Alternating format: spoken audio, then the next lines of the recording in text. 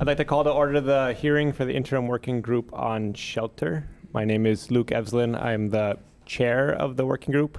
From District 16 members, you want to introduce yourselves?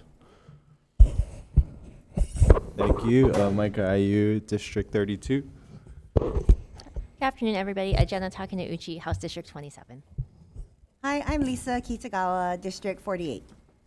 Right, I want to thank the members for all their hard work over the last 2 months on this report. Also want to thank Senator Hashimoto, who was the co-chair of this working group up until last week when he left us. But he did great work. He was really integral to the body of the report and the recommendations there. So I want to thank Senator Hashimoto for all of his work on the report.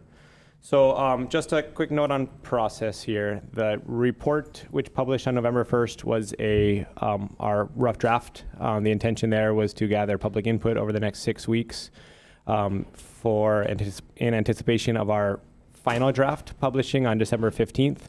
The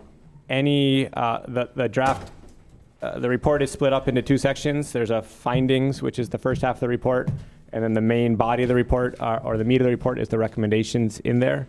The recommendations are exactly that, just recommendations. So any recommended statutory changes would go through the normal legislative process next session. We have Reps Kahaloa and Rep Chun just joined us here. Thank you, guys. And again, so we're here just to give a quick info briefing on the report. I'll describe as quickly as I can a summary of the report, and then we'll get public input from you folks. There's going to be no vote on our end or dialogue on our end. So with that said, we'll go into the presentation here. Am I good on the? Okay. So again, thank you to the members of the committee, both those who are here today and those who couldn't make it today. We are the interim working group on shelter. The purpose of the shelter working group is to evaluate the availability and creation of temporary and transitional shelters for displaced individuals and families, and to prepare recommendations for appropriate legislative action. So Speaker Saiki created, pursuant to Rule 17, 6 working groups, all with different subject matters. As we dove into our mandate, which was really, how best to help displaced individuals, we realized pretty quickly that it was impossible to separate the immediate needs post-disaster from the broader housing context in general. The wildfire was somewhat unique as compared to mainland wildfires, where on the mainland, you can always drive somewhere to find housing, whereas in Hawaii, that obviously wasn't an option. And just given the state of our existing housing crisis, very little inventory available and very high prices. So to kind of root the report in that context, the first finding in the report is really just kind of a literature review on the housing crisis in Hawaii. So as we all know, Hawaii has the highest housing costs in the nation. One clear contributor is the lack of housing supply, which lags behind demand. Hawaii is producing about half of the housing needed to meet demand. And places like Maui and Kauai are actually losing housing stock every single year. Low rates of construction combined with large numbers of homes getting converted to vacation rentals and vacancy lead to them losing housing stock. Scores of studies show that new housing construction reduces housing prices. Hawaii has the most regulated housing market in the country, and these regulations have been shown to slow the rate of construction and lead to higher housing prices. Second finding is that the housing crisis has been exacerbated by the Maui wildfires. Fire damaged 3,600 properties. More than 500 of those were affordable housing units, with a homeless center destroyed that housed 220 individuals. And so we have sort of, welcome to Rep Bellotti. So we have sort of these compounding crises in that we have displaced individuals, a loss of a large number of homes, and essentially nowhere for them to go. So displaced families are now competing for a limited stock, a housing stock on Maui. Finding number 3 is just an overview of current federal, state, and county action on housing relief. The Maui County Zoning and Building Code is suspended through emergency proclamation. There's been 1,200 referrals to FEMA housing. 5,000 of those were ineligible for FEMA support. Eligibility is determined by things like citizenship, owning or renting a home in the affected area, and not having insurance benefits that pay for rental relief displacement costs. So of those, 3,400 applicants are receiving rental assistance through FEMA. And it's important to note that those applicants can include families, right? So that's not 3,400 individuals, that's 3,400 families and individuals. FEMA's goal is to move all eligible applicants out of hotels into suitable long-term housing by February 10th. FEMA will cover 175% of fair market rate for rental costs. But again, as we mentioned, due to the lack of existing housing stock on Maui, the major issue here is that there's just not enough housing for displaced families to move into.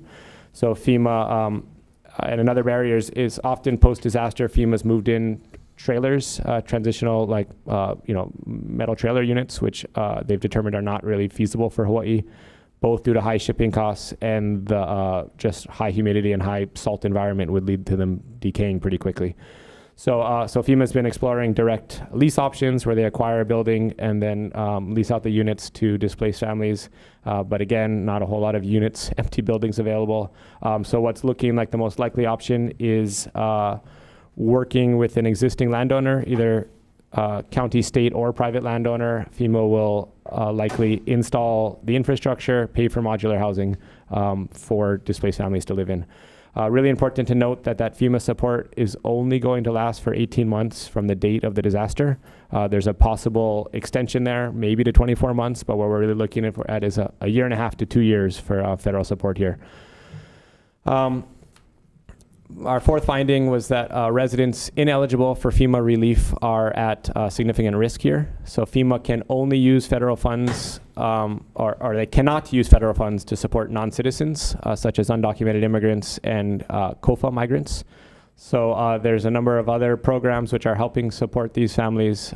If a COFA migrant's displaced family members are U.S. citizens, then the TANF non-recurring short-term benefits program can help cover rent for up to 4 months. The Red Cross is also currently housing COFA migrants, undocumented families, and FEMA ineligible families with philanthropic funds through February 10th. At least as of the writing of the report, it wasn't clear what happens after February 10th for these families. And then there's the program funded by the Red Cross and administered by CNHA will pay families hosting any displaced individual $375 per individual for up to 6 months. So this can go for FEMA eligible folks who aren't getting FEMA support yet, or FEMA ineligible like those on here. It's a lot looser than the FEMA funds in that the unit, right? People can be living in your garage or in illegal units on your property, and as long as you're hosting those folks, you can get $375 per individual. And then the Hawaii Department of Human Services has built a temporary transitional housing site for displaced individuals who were unhoused before the fire. And at the time we wrote the report, there were 125 residents on site. That's that sort of tent city by the airport. Finding number 5 is that the rebuilding of Lahaina is outside the scope of this report. So for a couple of reasons. Number one is just that I think we need time to heal, right? All of Hawaii is grieving here, and it did not feel appropriate to make recommendations regarding the rebuilding of Lahaina during this time. And then also there's a number of really difficult problems that the community is going to face when it comes to rebuilding. And that's going to require an intensive community process of some sort, likely the County of Maui working with community members to either amend the current community plan, come up with a new community plan, or some type of community planning process to determine how to solve some of these really intractable problems. But just want to highlight some issues that are worth noting. One is that many of the homes lost in the fire were older intergenerational homes with no mortgage. And for households without a mortgage, there's no requirement for them to get insurance. So many of these homes were uninsured or underinsured, which makes rebuilding really difficult, right? And I think we've all seen speculative reports of, anecdotal reports of speculative offers for some of these properties from these intergenerational households. So that, combined with the likely fact that newly constructed homes will rent for significantly higher values, has led to a lot of concerns that Kama'aina families could be pushed out of a potentially gentrifying Lahaina.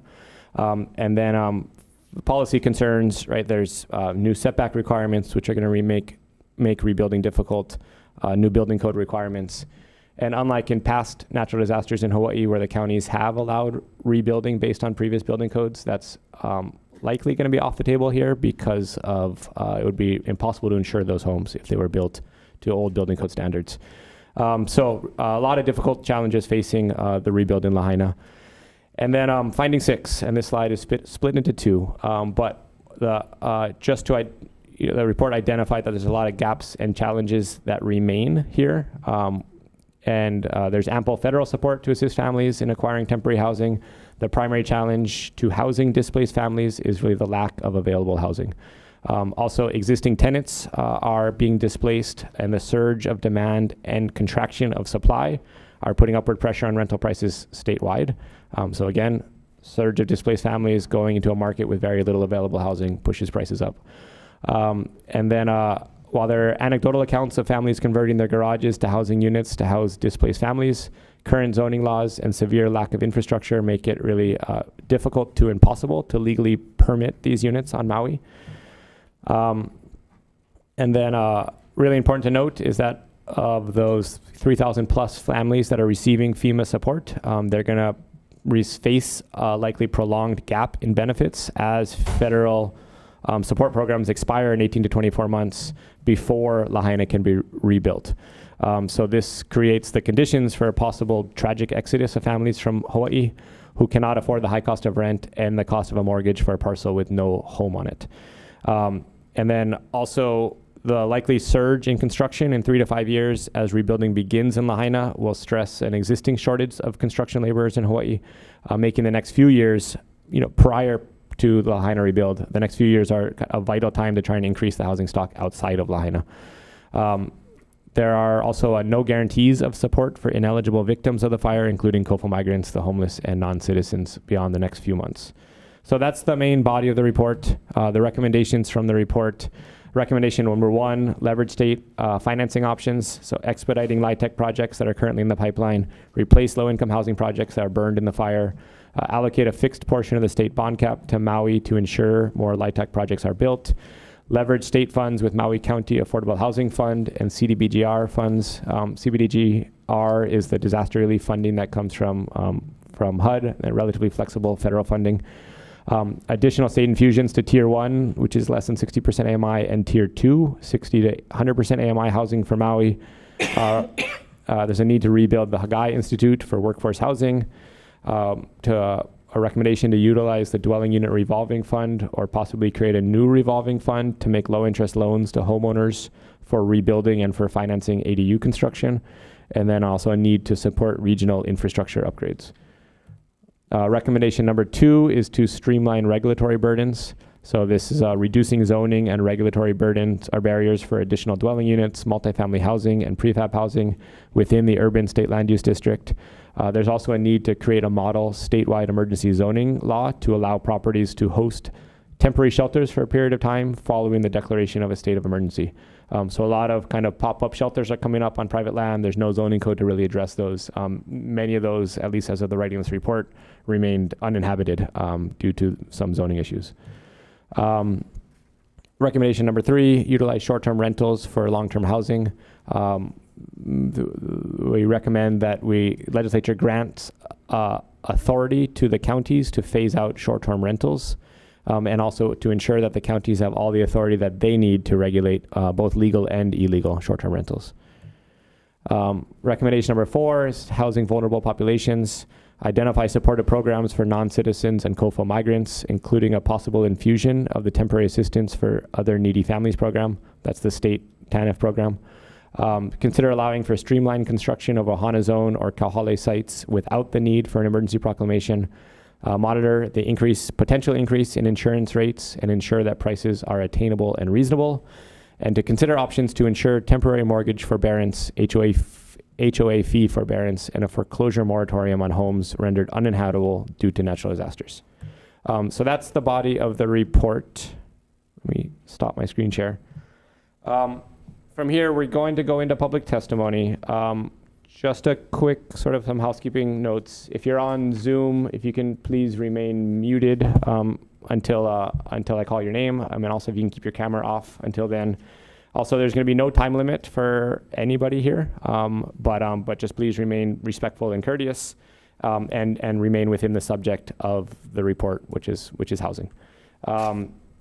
I have a list of testifiers here who have signed up online. Once we go through that list, we'll open it up to anybody else on Zoom or anybody else in the audience wishing to testify. And at the end of that, we'll open it up to the members to ask questions. So if you do testify on Zoom or in the room, if you could maybe stick around till the end of testimony so that you're available for any potential questions that the members might have. Sound good? All right, so first on our testimony list on Zoom, we have Penelope McKenzie from the Women Helping Women organization. Penelope is not present. All right, next we have Alicia Humiston from the Rental by Owners Awareness Association.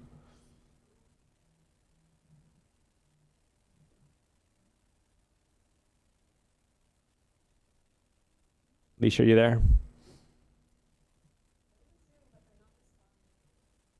Okay, yeah, we'll come back to you, Alicia, if you come back. Next on Zoom, we have Alfie Basurto from Rebuild Maui Org. Not present. Is there anyone else on Zoom wishing to testify?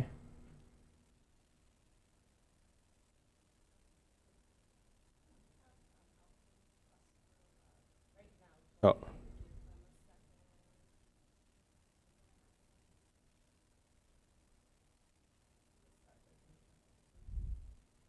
Yeah, Alfie Basurto, if you're there.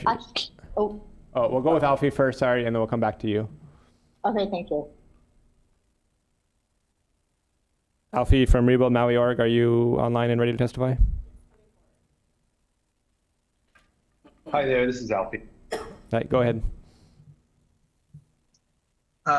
Thank you for hosting this meeting, and thanks for listening to our concerns. Again, my name is Alfie Basurto, and regarding the topic of housing, and we understand it's a really complex situation, and no matter how we approach it, it's going to upset and even anger folks on all sides of this issue. My pleading is to ask that we simply implement things, we try things, and we've gotten to the point now, we're 3 months into this. I speak from someone who's lost their home and lost all their belongings along with our 5 kids.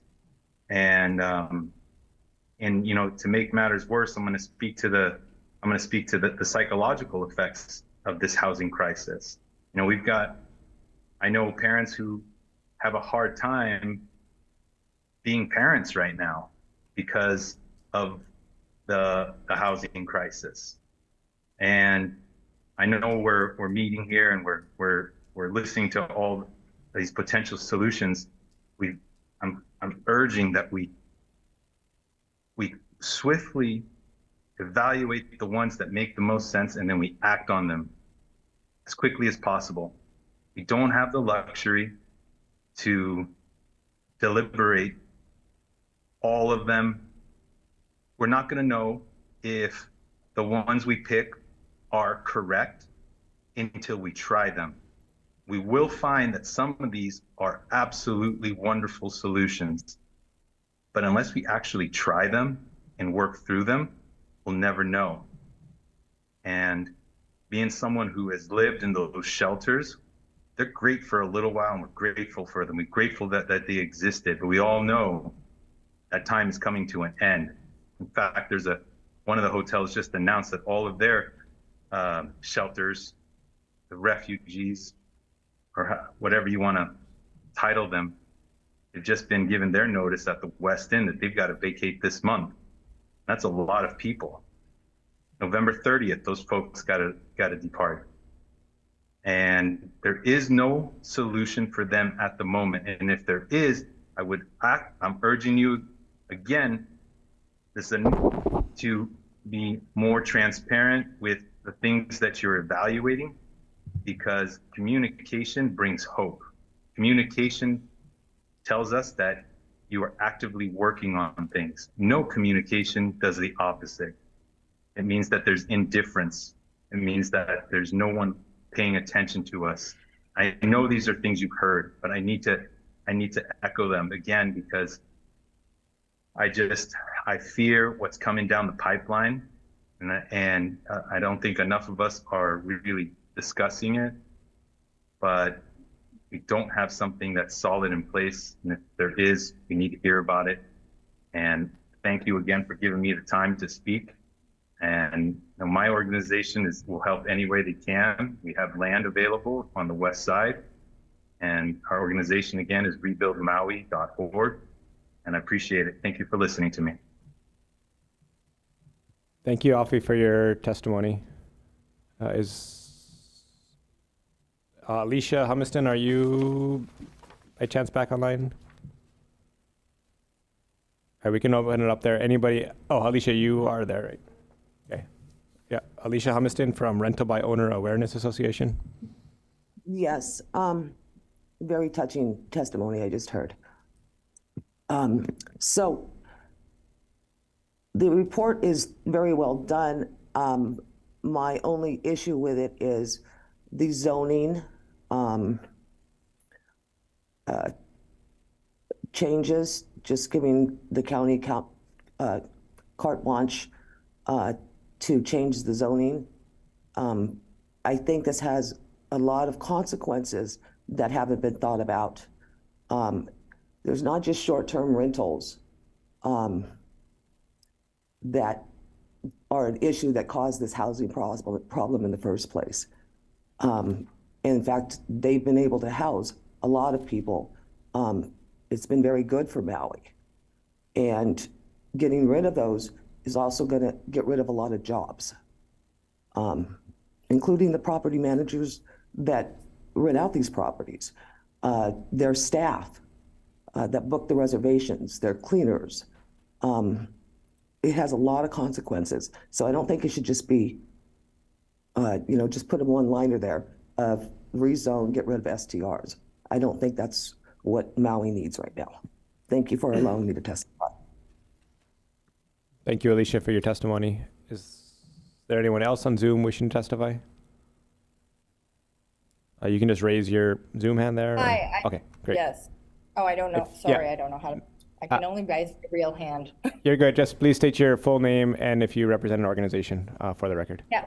My name is Yayoi Hara, and I'm just, I represent Regenerative Education Centers and also Lahaina Joe Mission and members of the Lahaina community. First of all, thank you so much for all of your hard work. What you guys have put together here is very good, and I thought very on point. A few of with the recommendations. One of the things, I think it's around, but it's on page 13. If you can define impacted, when you talk about, let's see. It's basically page 13, number 7, letter B. You talk about to assist homeowners looking for low interest financing for impacted Maui residents.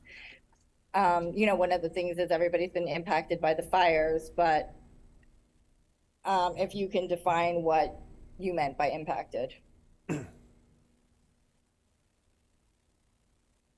Okay, we will we'll look into addressing that. Thank you for the testimony. Okay. Actually, that's not the end of my testimony. Okay. Yep. Also, sorry, I'm just going back to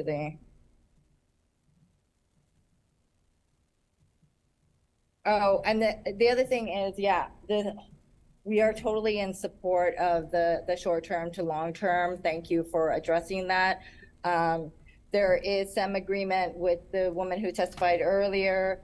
There should be sort of some kind of cap of that, like whether it be 3 to 5 year cap when Lahaina is able to rebuild, or who knows, maybe it could be 10 years. The other thing is, I would also stress, because your recommendations are so thorough, if you could also consider a rental cap, just a all around rental cap. If you look at some of the numbers, I'm sure you all have seen the Maui Hale Match numbers, but the amount of rent is not affordable for West Maui residents. So that's just another thing to throw on your big plate. And I think that is the end of my testimony. Thank you very much. Great. Thanks, Yayo, for the testimony. Yeah, you're welcome. Is anyone else on Zoom? Raise your Zoom hand. All right. Seeing none on Zoom. Hi. Oh, Kai Nishiki. Yeah, just please. Hi, Sorry. Again, please state your full name and if you represent an organization. Hi, sorry, someone's trying to call in. Kai Nishiki testifying on my own behalf. But just wanted to let everyone know, you know, in West Maui, it is a dire situation. It is 3 months after the fire, and there has yet to be any real plan communicated with the community about a plan for long-term housing. And, you know, I applaud the House Working Group for this report. And there's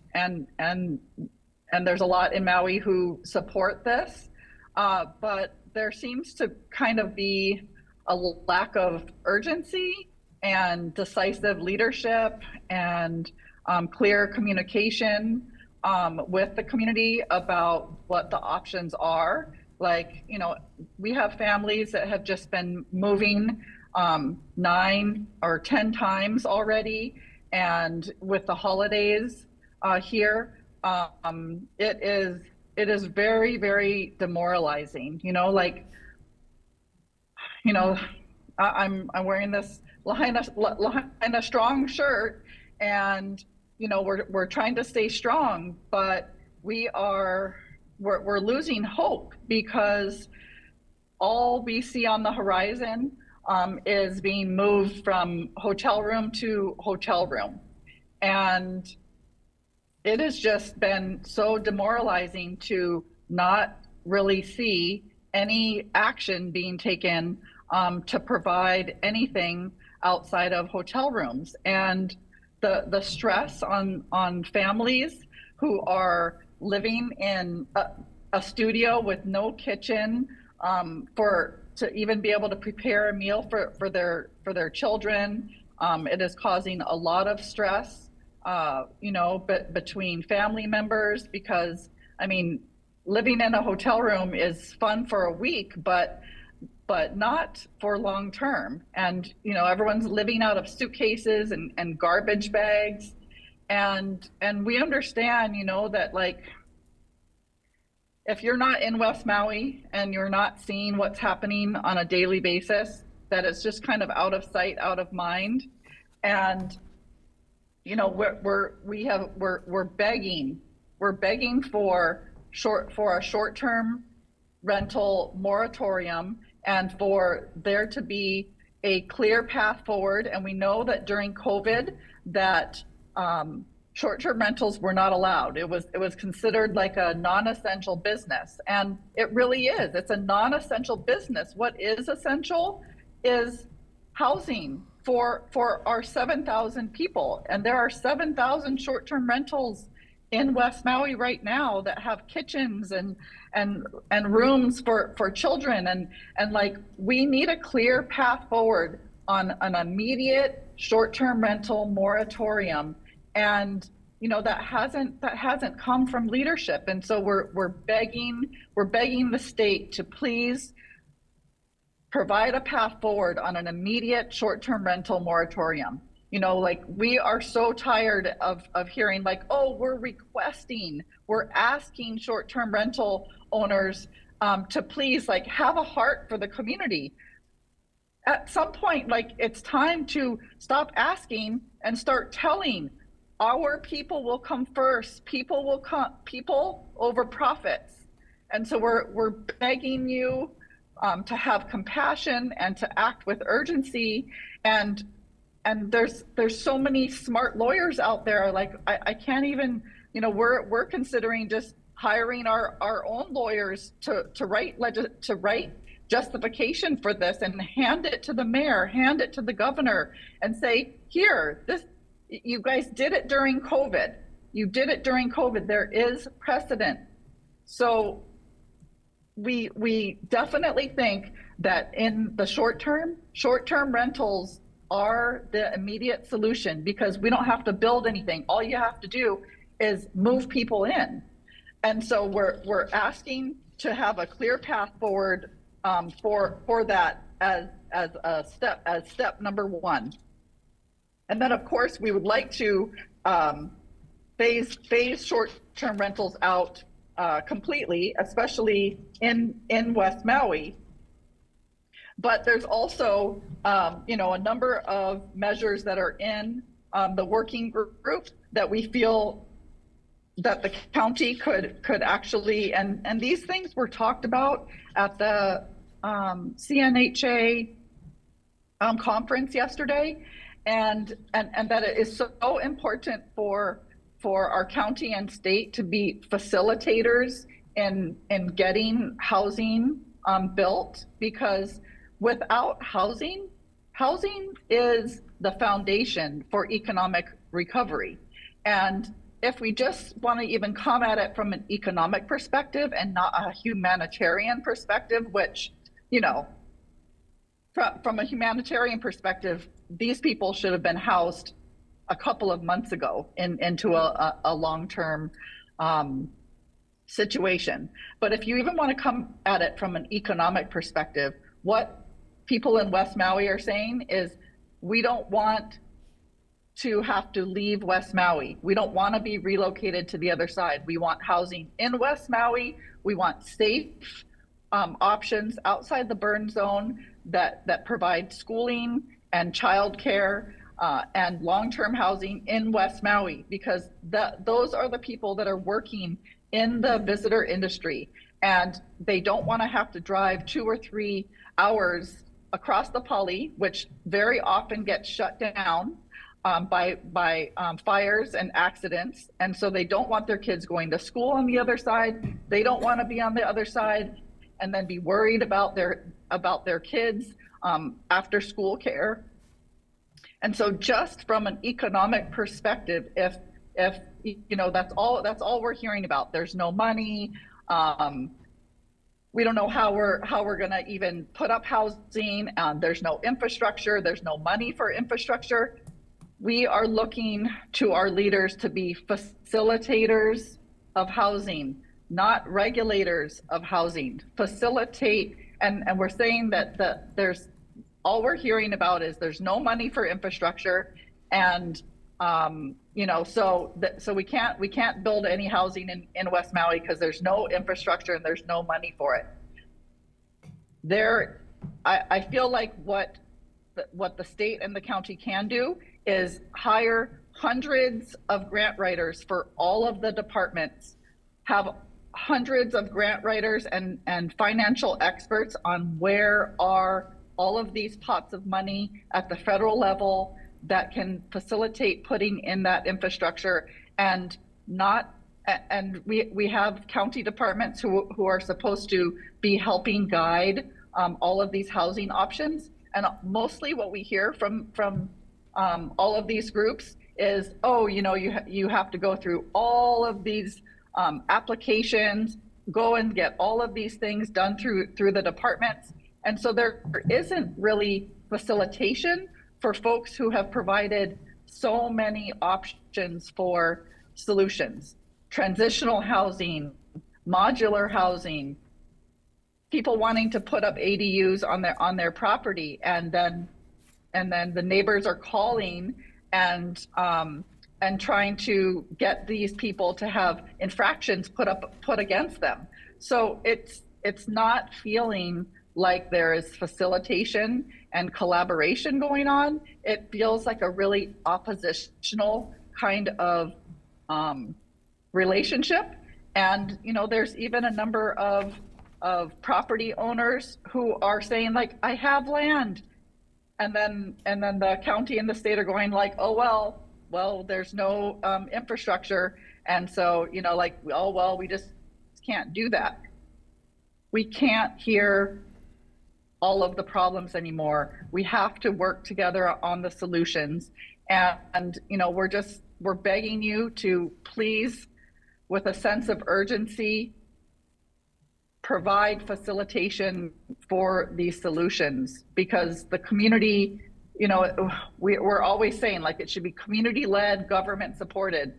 The community is leading and the government is not supporting. And it is so frustrating. We are on the beach at Ka'anapali because our community is at their wits' end, and they're out of hope.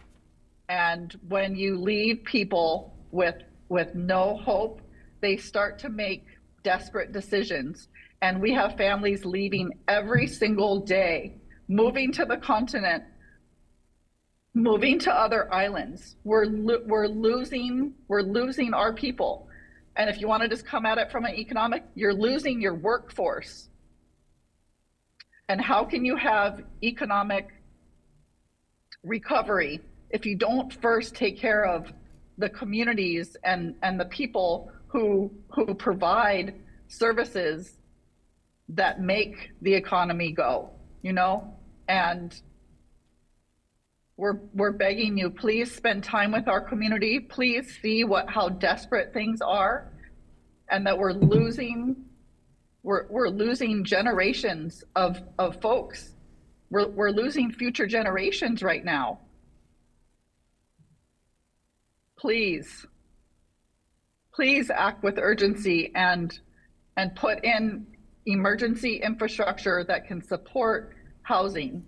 And please provide legal advice to the state and to the county, saying how you can enact immediate short-term rental moratorium in West Maui so that we can get our residents out of the hotels and into long-term housing. And then you can have all the tourists that can fill those hotels. So, you know, like, it helps everybody. It helps the tourism economy. It helps morale. But right now, everyone is just out of hope, is angry, and so frustrated. And we just have people just in tears every single day, crying. Why are we having to move for the 10th time? It is not sustainable to have our families in hotel rooms any longer. We're begging you, we're begging for action. Like, we can't even believe that there wasn't just like a special session called immediately, you know, like everyone is just waiting and waiting and waiting. So we're just begging you to please have compassion and please act with urgency. Mahalo. Thank you, Kai, for your testimony. Is there anyone else on Zoom wishing to testify? Again, if you do want to testify, you can raise your Zoom hand or open up your video there. All right, we're going to transition here to in-person testimony. We do have a list. Alani Bagkal from Hawaii State Coalition Against Domestic Violence.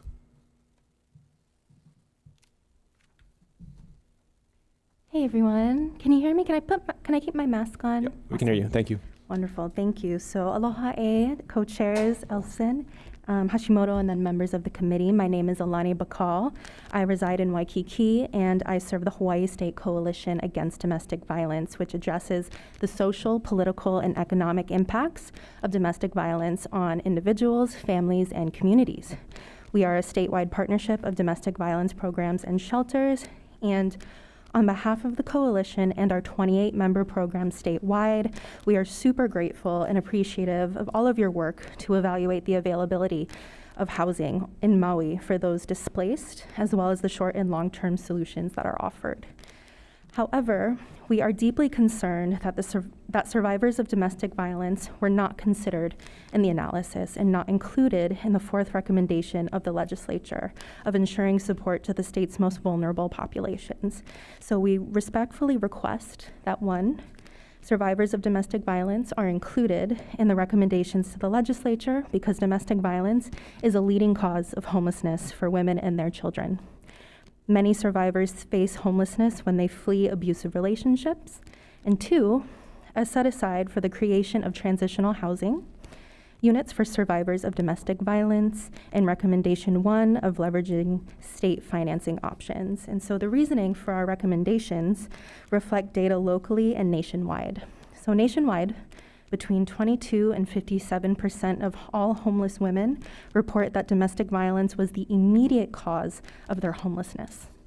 And both on Oahu and Bridging the Gap point in time count surveys saw an increased trend in the number of people who have experienced domestic violence. In the 2023 Oahu point in time count, domestic violence survivors accounted for 23% of all unsheltered surveyed adults. And according to the DOH, Maui County has the highest prevalence of domestic violence in the state at 17.8%. And then I do want to express my concern about the need to acknowledge the impact of disasters and housing insecurity among victims and survivors of domestic violence and their children. There is a direct link between disasters and gender-based violence. Basically, external factors that add stress and financial strain negatively impact survivors and create circumstances where their safety is further compromised.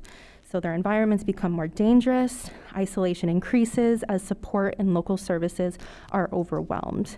So natural disasters do not cause domestic violence, but the physical, mental, and socioeconomic effects of disaster can escalate abusive tactics. And this working group's already identified those very same stressors on pages 2 and 3 in regard to high rent and mortgage prices, making folks vulnerable to stress and sickness. And so we know that domestic violence survivors are amongst the fire survivors, and we fear that they will experience exacerbated levels of displacement due to their victimization if we don't include them in the state's response to the fires. And so Maui's only emergency domestic violence shelter, called Women Helping Women, has already experienced a surge of calls in their 24-hour hotline. So they typically receive around 150 to 250 calls per month, but since the wildfires, call volume has risen by an additional 300 calls per month. They're getting over 550 calls per month, which is a lot for just one shelter to take on. And the domestic violence community statewide is bracing for more disclosures of abuse in Maui and also preparing to step in for help. Maui County also sees nearly 800 temporary restraining orders each year. And because of the wildfires, they are prepping to see more. And we're also requesting a set-aside for transitional housing because emergency domestic violence shelter is only a temporary solution, usually capped at about 120 days. So ultimately, survivors need a more long-term solution with supportive services. Historically, transitional housing for domestic violence has been funded through discretionary federal funds, for example, like competitive and non-consistent. So a commitment from the legislature would ensure an investment in the medium and long-term safety of survivors and their children. And thank you so much for considering our recommendations and the opportunity to testify. Mahalo nui. Thank you, Alani, for your testimony. Next, we have Ted Kafalas from the Grassroots Institute of Hawaii.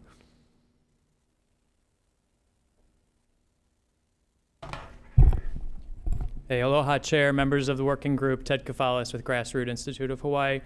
Just wanted to say that we wholeheartedly agree with the conclusion that removing barriers to multifamily housing, not just on Maui, but throughout the entire state, would help boost our housing supply and also lower costs. Countless studies out there have shown that upzoning, or essentially increasing density, does exactly that, and it lowers prices. Not to mention, I oftentimes hear a lot of people throughout the state say they want to keep the country country. Well, one way to do that and avoid urban sprawl is to upzone our urban areas and increase density. We can no longer keep spinning our wheels in this everlasting debate on where to build housing when we already have enough areas throughout the state primed for more density. While the fires exacerbated the housing issue, this is really due to decades of inaction from the counties. And so we are very excited that the state is looking to get involved in this issue. Currently, county zoning codes in every county except Honolulu place strict requirements on the construction of multifamily housing and residential zones. While Maui's zoning code does have zones where duplexes are allowed by right, those are just a handful of parcels. I also want to point out that Maui's minimum lot size requirement for a single family home is 6,000 square feet. But in order to build a duplex, it requires 12,000 square feet. So it just is not feasible in real life to build a duplex versus building 2 single family homes. We don't have to reinvent the wheel here. California came out with SB 9, and that could serve as a great starting point for statewide reform. The law allowed up to 4 housing units on all parcels zoned residential, and also allowed homeowners to split their lots. Again, the main thinking behind it was increased density. We're planning to release a report that discusses upzoning, by right approvals, parking minimums, and other reforms that can be used to boost housing in these urban areas. And so once that report is published, we'll be sure to pass that along to all members, probably before session begins. And finally, I just want to recommend that you all look at reintroducing the Yes in God's Backyard law for Hawaii, similar to the one that was just passed in California, and the one that actually Rep. IU introduced last year as HB 814.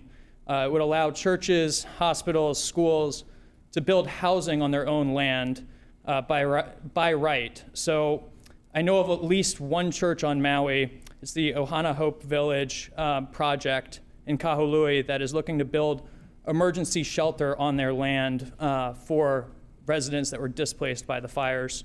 But that being said, we truly do appreciate the work that you guys are doing to address some of the imminent housing issues, and we're thankful for the opportunity to contribute. Great, thanks, Ted. Our next registered speaker is Ted Ralston from the Hawaii Pacific Advisory Group.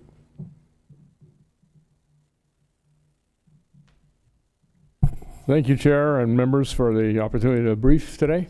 The Hawaii Pacific Advisory Group is a nonprofit part of the NHO organization, Hawaii Pacific Foundation, and we're basically dot connectors. So we see dots that need to be connected, we connect them if we can. We don't have any authority. We simply find people who have budget and have interest and get something done. We've been working a lot in imagery collection over the burn areas. We've done analysis of where the water flow is going to go and things like that that aren't being done, so we did them. In any case, we have come across a few items in housing that I wanted to bring to your attention that might be useful for your consideration in the short term and the long term. One of the groups that we work with is an operation called Stability International Association. This is a group of contractors and workers who go into devastated areas after disasters in Ukraine, for example, after conflicts, and they start reconstructing the infrastructure, the cybersecurity, in order to allow housing and business to reemerge. And one of the things they suggested to us is that they're doing a project in Scotland right now, and they're using vessels of various kinds, ferries, cruise ships, and freighters that have reached the end of their economic life. They're towing them into place and using them as housing for the reconstruction crews that show up to avoid putting the reconstruction crews in the place where residents should be. So it's temporary housing that floats, so to speak, and it actually solves zoning issues. It solves a lot of problems with permitting and such to house people. So they said, hey, if you want us to help, get a hold of us and we'll give you some ideas on where there's vessels that are available for that service. We've already talked to the harbor master. Wouldn't be a problem as far as he's concerned, so it's an option that you can throw on the table for where to put the workers that are going to be coming in. The second thing I'd like to inform you of is alternate construction methods, replacing wood frame construction. We all know how wood frame is. Termites love it. It so happens there's a method called glass fiber reinforced concrete that basically uses how surfboards are built or how Boston whalers are built, and uses that construction method, which avoids any wood or metal to make houses. And it's cheaper by 30 to 50% than wood frame. Looks a lot better. 100-year design life, fireproof, vermin-proof, rot-proof. We design them for 130 knots wind, so they're not going to go anywhere. And it can be done, the fabrication can be done by unskilled labor. So the people themselves can actually do work, which is cool. So I happen to have a house like that in Waimanalo, built it on the beach a year ago. And invite anybody who wants to take a look at how this works to come out to Waimanalo and see what we have. But it can be done. We use foam and concrete slurry with chopped strand fiberglass in it. Looks like a house, but it acts like a boat. So anyway, and we use local materials. That's an option. The third option, or not so much an option, but an opportunity is, there's an operation in Hilo called YUMMET, Y-U-M-M-E-T. I provided that information on my testimony. This group is using molecular deconstruction methods to take garbage, waste, opala, concrete, residue that would normally go into the landfill, and break it down molecularly and build it back up into construction materials. Very strong concrete. And biochar for filtering water turns into carbon negative materials, and it allows the landfill not to have to receive the damaged material from the devastation, but can be converted into usable materials. They're in Hilo. Their main operations in Minnesota. They're willing to do a demonstration of how this would work in Hawaii. We can get a half a container or so of debris and ship it. They'll bring it back as usable concrete. And so I just offer that to you as an option for part of the rebuild to avoid the filling up the landfills. And that's the end of my testimony. Well, if you want us to help you with some of these connections or in legislation, let us know. Thank you. Great, thank you, Ted. Is there anybody else in the audience wishing to testify? Rep. Cochran, please.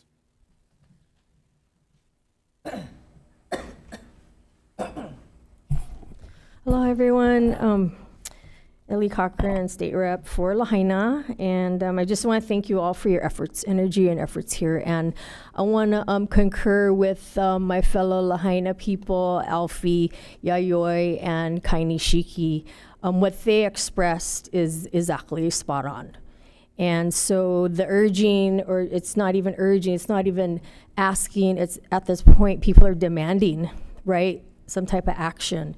And that falls, yes, in the county hands, but also ours as a state. And I went through your draft report, and there's a lot of detail, but the bottom line is this. Any housing, anything needs water right now. And I mentioned this at, we had a meeting the other day.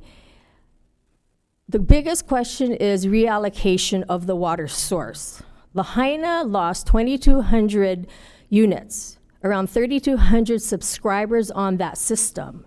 They are water dumping. There's too much water right now in Lahaina. And so the question is, there are developers right now that want to build, but they have no water allocation, right? I talked to HHFDC, DHHL, you know, Kai is familiar, Pulelehua. I mean, there's so many projects. Pu'ukali'i Mauka has entitlements, but no water. So we gotta get Department of Water Supply, whoever the powers that be, to get to that table, Seaworm, you know, and talk it out and say, can we reallocate? Can we run infrastructure and transmissions to these vacant lands that we have that we can build on, willing developers, willing landowners, as we speak, to build, but they just don't have the water. So the biggest question is, if we turn the source that once fed Lahaina itself to new development that we really need desperately now, where are we going to get the water once we rebuild the new Lahaina? So, I mean, those, to me, are the top most pressing questions for us to even move forward with building anything. emergency temporary shelters and of that nature, yeah, let's get some legislation moved forward to get those built. Alfie has land. He's been wanting to put up domes. He's been wanting to put up emergency sheltering right, on the outskirts of Lahaina and the zone, and he's just getting pushed back, and people need those right now. So it's, I think we got to look at the water situation, the infrastructure, transmission lines to build. It's going to cost money, but that I think is this doable solution. And the only way we're ever going to get some long-term housing rebuilt in Lahaina itself. As been stated, Lahaina people, I'm from Lahaina, I don't want to leave Lahaina.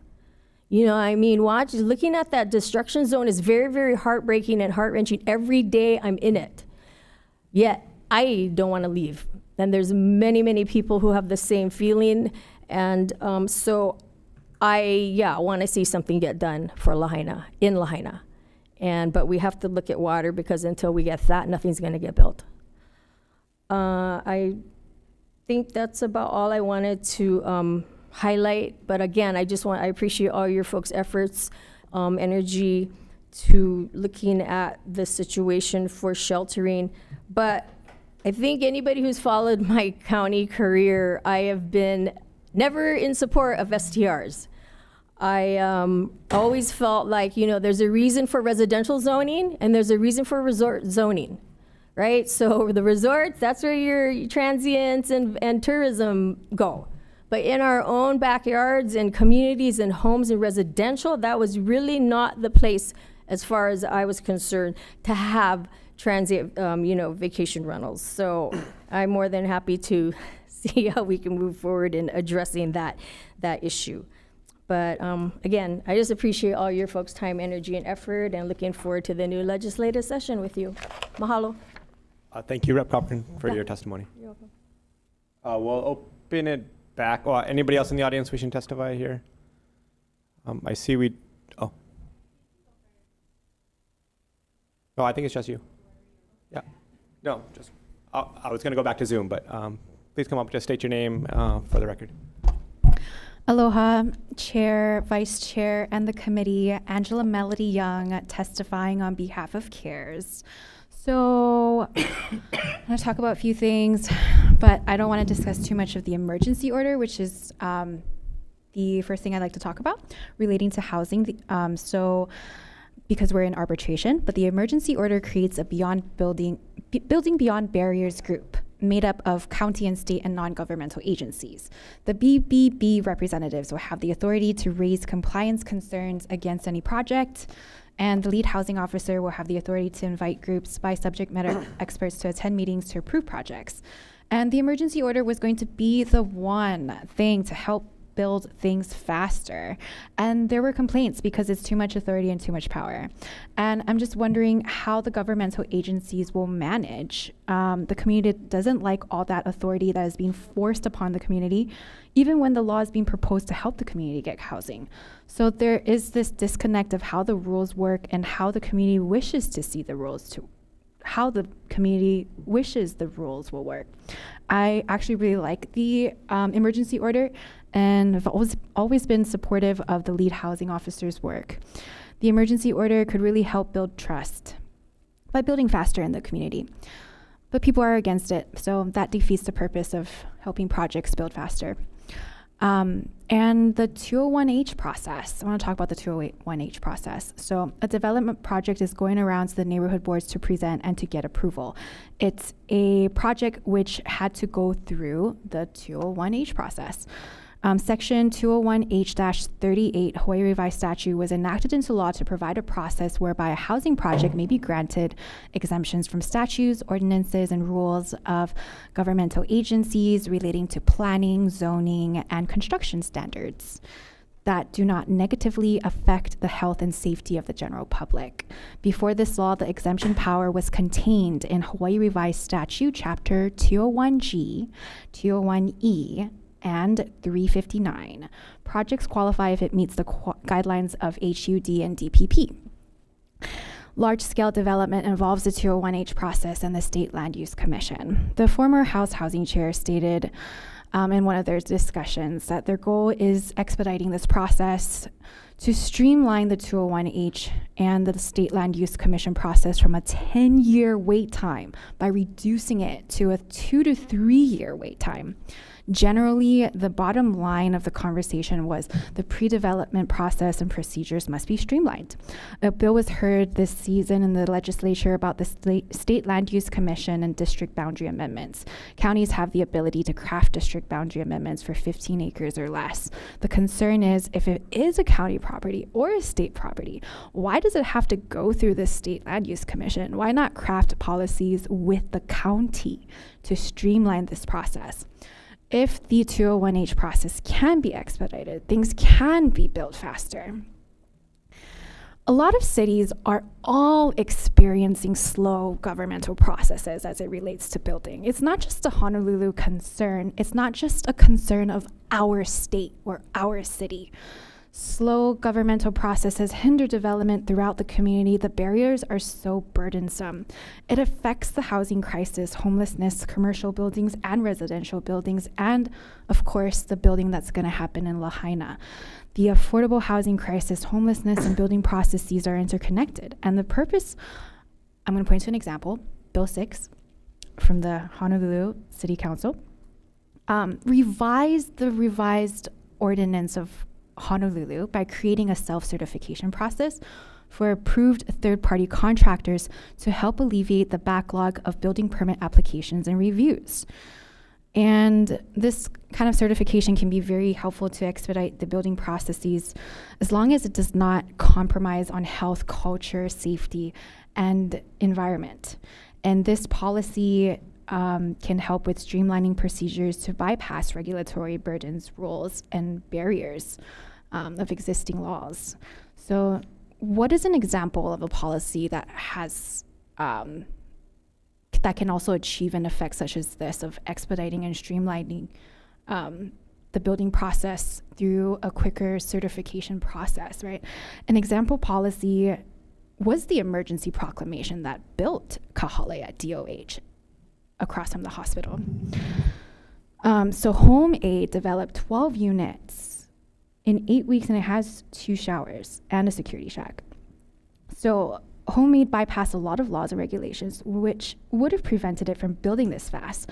Structurally and from a site layout perspective, this would have not passed building codes, but it did not compromise on health, culture, safety, and environment. This was justification. There was justification in the design. Home Aid made sure the facilities it was developing was safe. And Home Aid, although it's a focus on homelessness, you can replicate this model. It is unique because it works with 100 vendors and various trades ranging from engineers, architects, contractors, and it brings down the cost of development, and also it collaborates various sectors to save costs on construction. So, if this process is effective and it is possible to build this fast, then perhaps the focus should be figuring out the specific laws and regulatory burdens that are causing the very long process. Is there like a back and forth going on internally? The review processes, what's causing the burdensome rules? So, and maybe I'm just speculating at this point about housing, the kind of housing that's going to be worked on in Maui. Like, is there going to be little Kahale style camps or like big public housing, big buildings? But I'm just happy to see a group working in a manner which is cooperative, efficient, and effective. Thank you very much. Thanks, Angela, for your testimony. Anybody else in the audience wishing to testify? Right. Is there anyone who just logged on to Zoom wishing to testify? I see we have some new people. Yayo, I see your hand up. We'll come to you in a second for your second testimony, but is there anybody wishing to testify for their first time on Zoom? Okay, Yayo, if you're there. Hello. Hi. Hi, yeah, thank you. So I just wanted to add to Ellie's testimony about water and water being the #1 issue in West Maui. Ellie was talking about the state and the county doing things about water. The reality is the state and the county do not own the water in West Maui. 77% of the water is privately owned. So that is the number one issue that needs to be addressed, that water should be a right to the people and to the public and not privatized. Yeah, that was just the addition that I had. Also, I think Lahaina really wants to be an example moving forward. We are looking at this fire as an opportunity for just changing the narrative of what Hawaii is and where we're going with tourism. You know, everybody in Lahaina says, we don't want to be like another Waikiki, or we don't want to be like Honolulu. And, you know, the reality is I lived in Honolulu and I thought Honolulu had much better city planning, you know, all around for people who live there. West Maui is really lacking in that. We are overrun with just greed, all around greed. So, you know, I was happy to see all of the different things to make things that are more affordable for people who are local, born and raised, or 30 plus years in Lahaina. And yeah, but I wanted to thank you, but I did want to address that, you know, privatization of water is generally should be illegal. Thank you. Thanks, Yayo, for your testimony. Again, if you're on Zoom, oh, I see you, iPhone 124. And also anybody else, if you want to testify, raise your digital Zoom hand there so we can see you. But I see you, 124, if you can just say your full name and if you represent anybody for the record. Thank you. Hi, my name is Cammie Davis. Do you hear me okay? Yep, we hear you. Okay, so I'm on Maui and I've been doing sustainable housing and tiny home housing for about 6 years now. And I have a whole group of people that, including, you know, some really big name people that are willing to come in and in 8 weeks, we could have hundreds of homes and by February have thousands of homes. We've found some property that actually has the water meters on it, and we just can't seem to get anybody to come and approve the exact units. 400 square foot, 2-bedroom home that is absolutely beautiful. We've got another guy in Lahaina that has 15 acres there. He's willing to put as many of them on there as we can, but I can't get anybody from the county to work with me on this. I mean, I've got a lineup of people that would use it. I've got FEMA people that would, you know, put them in these houses. They're beautiful homes. I can walk out and show you one right now if you wanted to. But I have a huge solution, but I can't seem to get through to anybody. And we've got a lot of willing hands that are willing to get these houses up. We've got on December 15th, 1,500 people, or December 21st, 1,500 people are going to be kicked out of the hotels. And nobody has any idea where those souls are going to go 4 days before Christmas. And I'm willing to help. I just don't know. I don't know what to do. So I don't know if you guys can comment or not. Yeah, we're not going to have any dialogue or vote today, but we will take all of your comments into consideration for the final draft of the report on December 15th. So thank you for your testimony. So who should I directly contact? You could contact any member of the group individually if you want to talk more about any of this. And we are certainly aware of the concerns that you mentioned, and the report actually does mention some of that. But you know, okay. If you want to reach out to me, then we can have a dialogue offline here. Be great. Thank you. Thank you so much. Yeah, thank you. Okay, bye-bye. Right. Anybody, Autumn's iPhone? Aloha, my name is DeAndre Makakoa. Thank you for letting me speak. I'm an organizer with Lahaina Strong, and we're currently at the beach. We are hosting an occupation to protect our people and fight for dignified housing. So I see that one of the agenda items is to support the county in converting or utilizing short-term rentals and converting them into long-term rentals. And that is definitely something that needs to happen as soon as possible. We're posted up right here in front of Whalers Village and the Westin Hotel. And we're getting people come by for the last 2 days explaining to us that they have received their eviction letters November 29th and they have to leave from what we've heard, the employees staying in the hotel will stay, but everyone else who is not an employee of the Westin has to leave by the 29th. And so this converting short-term rentals into long-term rentals is a necessity. It is absolutely necessary, because although these people will be shuffled to another hotel, it's been so mentally draining on our community to have to check in every 4 days, to not know where you're gonna stay long-term. And this needs to happen. Short-term rentals, we cannot have empty short-term rentals with kitchens and washing machines and dryers sitting empty in the same zip code that our community struggles to survive in, that our community is on the edge of just losing it.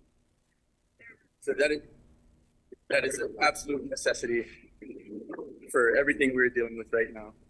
And it is well within the mayor's powers. He just went on yesterday at the Native Hawaiian Convention held by CNHA and said that that is absolutely something that government can do.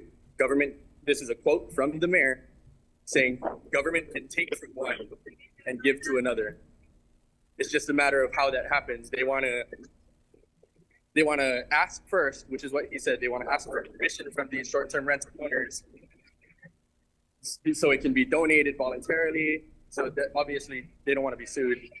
But after that, once the permission doesn't come, which likely it won't, that's the next step, is to buy it, I assume. But forcibly. So I don't think we have time to be wasting when it comes to asking for permission, especially if we're evicting our own residents on the 29th. It needs to be done already. It's within his powers. We need to put pressure, and that's all I have to say. Mahalo nui for allowing me to speak. All right. Thank you, sir, for your testimony. Alicia Humiston. Hi, I just want to add to the short-term rentals on Maui. There are people that do want to convert to long-term, but FEMA is not talking to them. There's on DBET's site, you can put your property. Nobody seems to know or use that site, but there are people that do want to rent long-term. And I don't know who needs to facilitate a better job of, putting these condo owners with these people that need places. It needs to be looked into. Thank you. Thank you, Alicia, for your testimony. All right, final call for testimony from anybody on Zoom before we open it up to member questions here. All right, seeing Irish Barber. Aloha, I'm so sorry that I'm not there in person or provided testimony. I just learned about this gathering today. I am the one of a team of people who've been talking to Maui residents from the ground up who have been affected by the fires. We do have water and housing solutions, very similar to the gentleman from Waimanalo that is available for a fraction of the cost of typical housing. And we would love to be able to present formally, which would take a lot longer than I think I have time, allotted time to. I know we've been on the call for a while, but it's been so encouraging. It's a full court press, all hands on deck kind of situation, as you know. And kudos to everybody that's doing what they can. And we do offer an additional solution to those that are stepping up. So I'd love to be able to get with you later to present to you what solutions we've already presented to Maui residents and Maui officials over the last several months. Yeah, great. If you want to just send me an email and we can set something up. Thank you. Thank you. Again, if you're on Zoom and you want to testify, raise your Zoom hand. All right. Seeing none. Members, any questions for the testifiers? All right, Rep. Belatti. May I ask Rep. Cochran to come to the microphone? And thank you so much for Hi, Rep. Belatti. Thank you. Your presentation to this committee. I really think, I want to thank you for pointing out kind of a glaring error or oversight in our working group's report by not addressing water. But I would share with you that I think that there's a concern that water is such a divisive subject, and it has been such a sensitive subject matter, one, across the state, but then especially on Maui. As we look at some, and it's hard because we're under a timeline. We have to present a report on December 1st. I think, in our explorations of the shelter issues, water did come up as an issue, but how do we develop recommendations in the limited time we have? Knowing that West Maui is a water management area, I mean, if we were to acknowledge it somehow in our report and say, maybe we need to make sure that the Commission on Water Resource Management has all of the resources they need to quickly and not just fast track the process, but really make sure that they have the resources so they can do the water management planning and the very tough decisions that are going to have to be made about water. Is that a recommendation that could be crafted? And then we also maybe leave time during the legislative session to help further develop recommendations around water, because I don't know that we're going to be able to do that within 1 month's time. Is that something that we could do that would be possible, and an acknowledgement of the importance of water? Yeah, thank you for that, Rep. Belatti. And yeah, I believe that's very doable. I mean, I have a call out to speak to CWORM, to Kaleo, and see what's on, if they're in discussions of things at this time. Because it is very important. I mean, obviously, there are ways to do things off the grid, right? You can do composting. We have the water buffaloes that have been brought into our subdivisions in places that have had no water, solar to power things. And there are ways. That's where the emergency kind of, temporary type sheltering comes into play, like Alfie and others want to do on their properties, and the Cami who just spoke about the tiny homes. Yeah, it's a glaring challenge right now. There's so many people who want to just jump in and assist.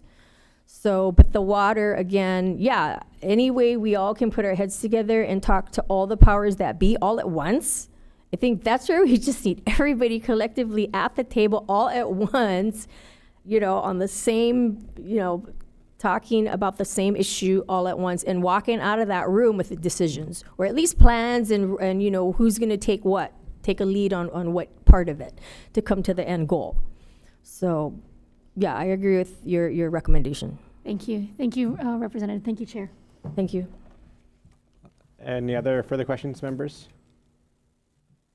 All right, seeing none, I just want to thank everybody who took the time to testify, both in person and online, especially those on Maui. Some of you, looks like, potentially at a protest, taking the time.